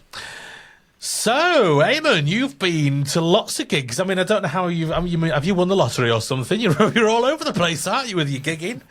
Mr. HSBC has a lot to answer for. That's all I'll say. But you've seen a couple, haven't you, this time round? I've seen a couple. The one I'll talk about now is Enter Shikari and Fever 333 at Nottingham Arena.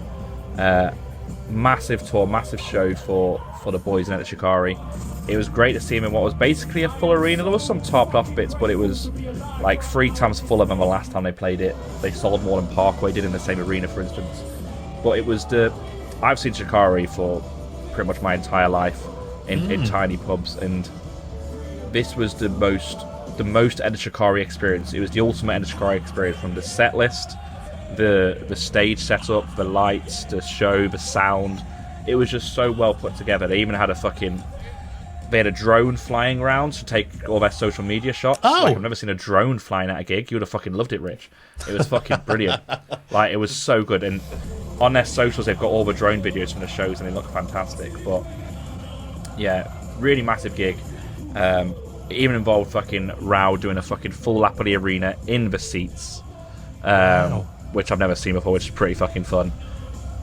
But yeah, they had just standard Shikari, and it was just full of, your lasers, your confetti, and it was just the full Shikari experience. And if they bring, which I think they will, that stage set to download, I think people are going to be blown away with it, even if it's in the middle of the day, because it's another level.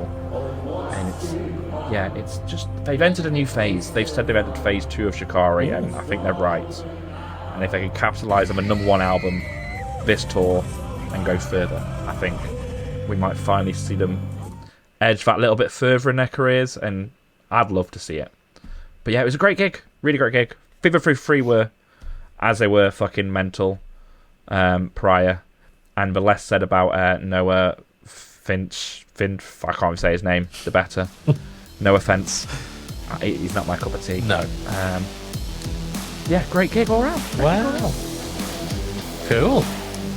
Right, well, next, let's talk about gigs that you can go to in the guide. So what gigs or festivals are coming up in the next month or two?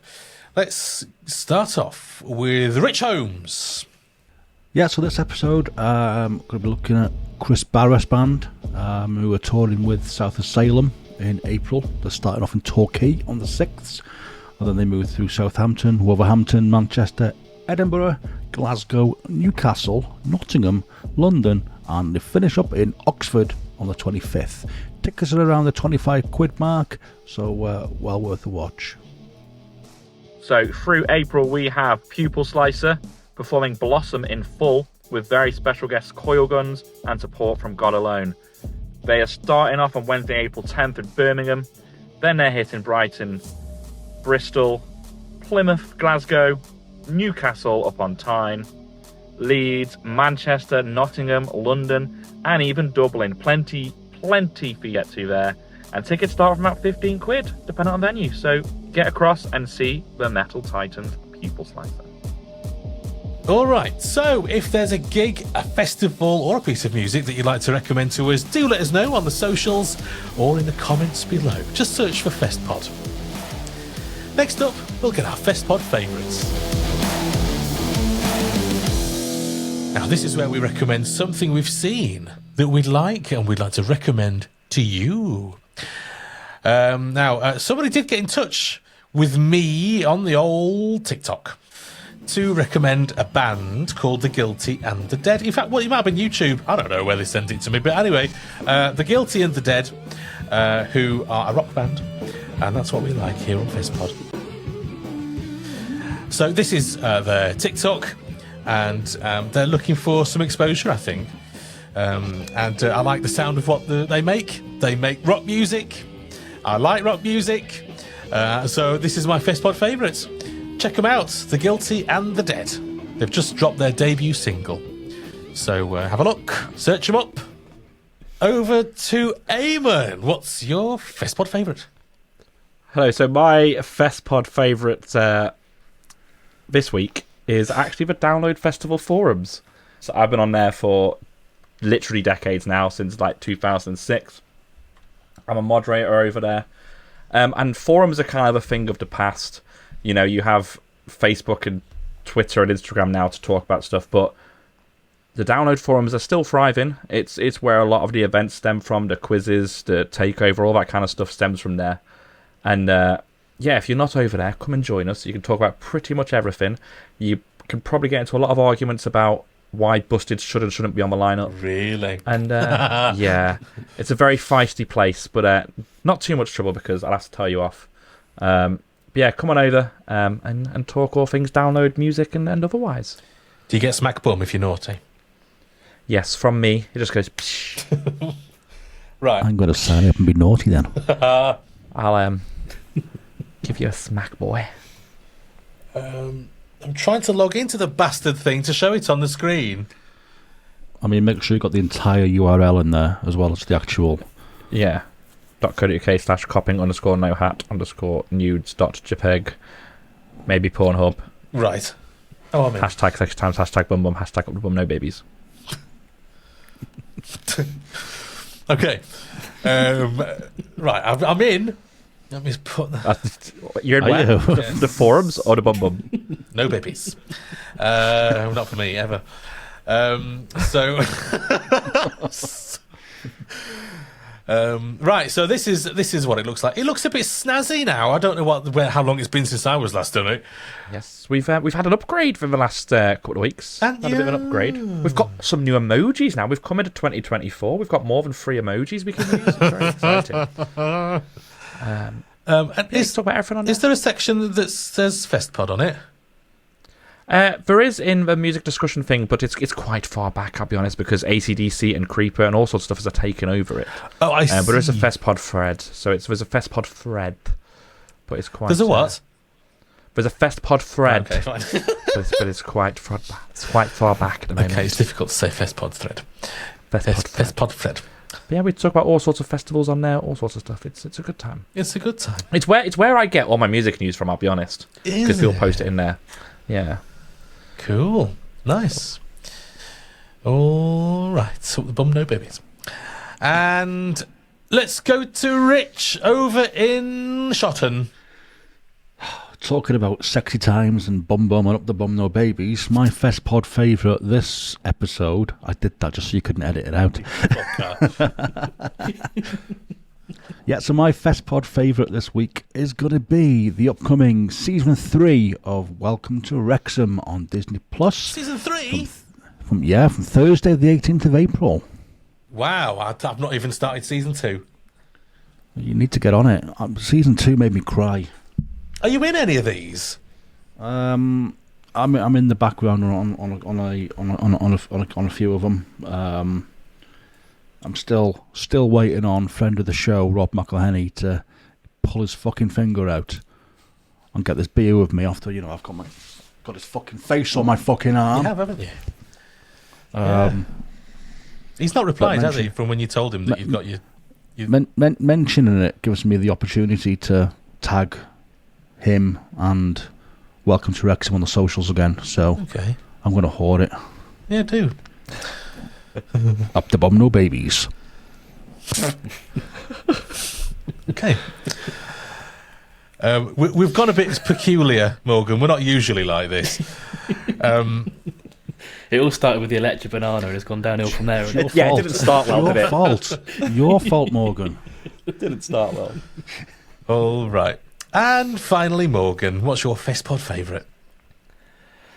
So I've gone for Netflix Drive to Survive Season 6. It's coming out, I think it's literally next Friday actually now. Good call. So all of us in the band were massive on following Formula 1 to the point where when we drive on long drives, if there's an F1 race on, we'll have it on the dashboard. Oh, wow. On phones, we can all keep on track. I mean, admittedly with the signal on the motorways, it becomes quite hairy when you then can't keep up with it. Oh, yeah. But yeah, no, looking forward to it. I mean, admittedly, the Drive to Survive, the seasons haven't been as good as they were to start with, but it's Formula 1 content when there's no Formula 1. Who's your driver and team of choice? I quite like McLaren, to be fair. Like when I first got into Formula 1, it was when obviously Hamilton was doing bits back in the day. And kind of now it's like a road to glory back to kind of seeing them kind of not be crap. So, so yeah, big McLaren fan, like Lando. I mean, he's a Bristol lad as well, actually, so another Southwest to represent. So, Nice. You know, I keep hearing about this series and I keep meaning to get into it, but it's never on my. It never appears on my Netflix. I'm sure I've saved it on my list, but it's one of them that I'd have to go looking for to actually start watching. So perhaps I'll take this as a nudge to. it'd be the last one with Gunter Steiner in, so, you know, got to make the most of it. All right. So now it's time just to get your plug out. Pull the plug out. Pull your butt plug out. And plug yourself again. What else do you do? Plug it. Let's go to... Let's go to Eamon, first of all, with his plug. I'm going to plug my butt with a ghost butt plug, in particular. I'm going to plug my blah blah blah blah blah. So I'm going to plug all my socials this time around. I always plug my Twitch. I'm going to plug my Fucking get on with it, you cunt. I'm Fucking hell. I'm sure. Like, just follow me, lads. I'm ShorttyE on everything: Instagram, TikTok, Facebook, whatever. I'm ShorttyE. Just go follow me. Come follow me now. Come follow me. Okay. You sure that's all you want to do? Just your socials? Yeah, just be socials will do. Fine. That's fine. Okay, let's take a trip to North Wales, where all the sheep live, as well as Rich Holmes. What are you plugging? The sheep. The sheep, okay. With a brass effect, ghost butt plug. I knew that was coming. I I'm a knew knob, it. of course. I could see that going from a mile off, and I still enjoyed it. So, as always, I'll give a quick shout out to Richard Holmes Photography. You follow me on all the socials. Might see a couple of photographs or drone shots or whatever. Who knows? It's on there. Neil likes it. Yeah, I do. That's all that matters to me. Oh, you do some lovely pictures with your drone. Get your drone out for the lads. And finally, let's visit the generic Southwest. Who knows where it is, really? It's... Getting a t-shirt with that now, done. That's our next lot, generic Southwest. Yeah. It's Morgan from Andromedous. What are you plugging? I mean, keep on top of our socials, really. We've got stupid amounts of stuff to be announced. I mean, literally, we announced a show yesterday. We've announced a single today. Wow. There's a Leicester gig being announced on Monday, so by the time this goes out, I can say that, so that's fine. And yeah, I mean, we've got 20, 30 shows that we're doing, so Amazing. keep your eye out. If we're not playing near you, I'll be surprised. Really? Well. We are literally up and down, up and down, up and down. So In the we've got some Andromedous. corkers lined up. The Andromedous, you know. Is that what you call it? It is. Okay. It's like the Wenger bus, but better, because we're in it. I'm sure I came up with another name for it. What did I call it? It was I can't the remember. God, I can't remember. Obviously it wasn't very good. Never mind. Cool. All right. Well, if you've enjoyed the show, please interact with the video or the podcast wherever you've found us, because it gives us that little leg up in discoverability, which we all enjoy. We are on the socials and YouTube, so just search for Festpod to find us there. And if you'd like to support Festpod, there are 3 ways that you can do it. Let's go through them together. So, number 1, you can get yourself a bit of sexy merch from our Etsy store. There's loads to choose from. There's mugs, t-shirts, hoodies, all sorts. So just go to festpod.co.uk and click on merch to find the whole range. Number 2, you can tip us by buying us a coffee, spelled Kofi, which is basically it's a tipping service. Just go to find the link for that at festpod.co.uk. And 3, if you want, you can go to join our brand new spanking VIP club. It's like a version of a sort of VIP experience at a club or gig. Basically, it's our Patreon scheme. So go to patreon.com/Festpod to sign up for £5 a month. And you will get a free Festpod woven patch after your 2nd month of membership. You'll get to watch us record the show online. You'll get the next episode 24 hours earlier than non-members. You'll get regular Festpod outtakes, and God knows they're longer than the bloody show sometimes. Extended VIP-only bits, And 10% ongoing discount on Festpod merchandise, which we can all enjoy, I'm sure. So that is on our Patreon. Go to festpod.co.uk, click on Patreon, and you'll find Neil, it there. can I just interject? Please interject me. The outtakes are longer than the shows, but that's because we give value for money to our VIP people. Our VIP members from the VIP club, they get value for money with Festpod, with outtakes, mostly what I call Eamon a cunt. So that'll probably be on there now. But yeah, get on it. We love making this show for you guys, We fucking love it. And the support goes to making the show, basically. We don't just buy hobnobs with it. I don't like hobnobs anyway. No, exactly. We don't. This is why we don't buy them. We use it for studios, and we use it for festival trips and all sorts. So, and we use it for basic things like the website and the bleeding system we used to record on. So it all gets put into the show, so it helps us out. So as well as you getting all those nice bits that we put out there for you, it does, genuinely help us. So if you are minded to do so, thank you very much.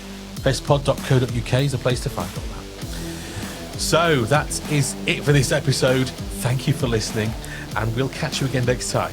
Bye. A Wilco Productions podcast. Up the bum, no babies.